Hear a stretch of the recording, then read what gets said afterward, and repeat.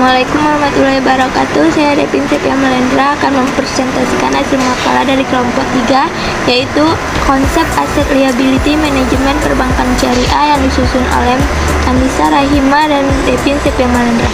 Program studi manajemen keuangan syariah. 1. Manajemen aset dan liability.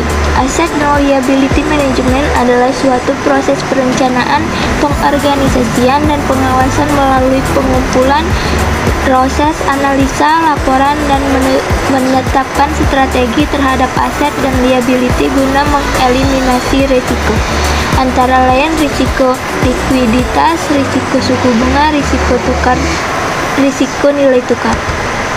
Aset dan liability management adalah proses pengendalian aktiva dan pasifa secara terpadu yang saling berhubungan dalam usaha mencapai keuntungan bank. Merupakan kebijakan dan strategi jangka pendek dalam pencapaian rencana tahunan pada bank. B. Ruang lingkup ALMA. 1. Financing risk, yaitu debitur akan memenuhi kewajibannya. 2. Liquidity risk, yaitu risiko bahwa bank tidak dapat memenuhi kewajibannya pada waktunya.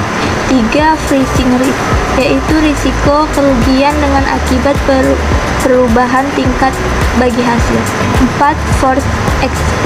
Foreign exchange risk, yaitu risiko kerugian sebagai akibat perubahan tingkat kurs.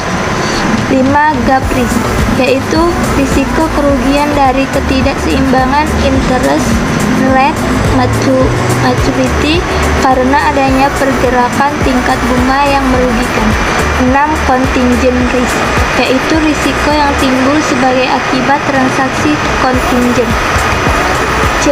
Aplikasi manajemen aset dan liabilitas Bank Islam. Bank Islam hanya menjamin pembayaran kembali nilai simpanan giro dan tabungan. Seandainya mekanisme dan dipilih adalah hadiah, tetapi tidak menjamin pembayaran kembali nilai nominal dari deposito, investment deposit atau mudharabah deposit.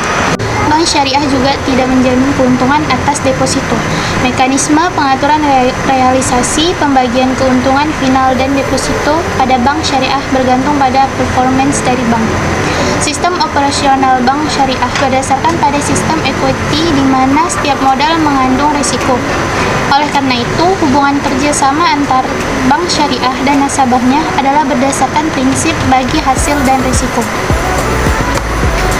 Aset liability management Bank Islam lebih banyak bertumpu pada kualitas aset, dan hal itu akan menentukan kemampuan bank untuk meningkatkan daya tariknya kepada nasabah untuk menginvestasikan dananya melalui bank tersebut, yang berarti meningkatkan kualitas pengelolaan liabilitasnya. D. Aset dan liability management komite atau ALCO. Organisasi ALMA Bank pada umumnya terdiri dari aset liability komite atau ALCO.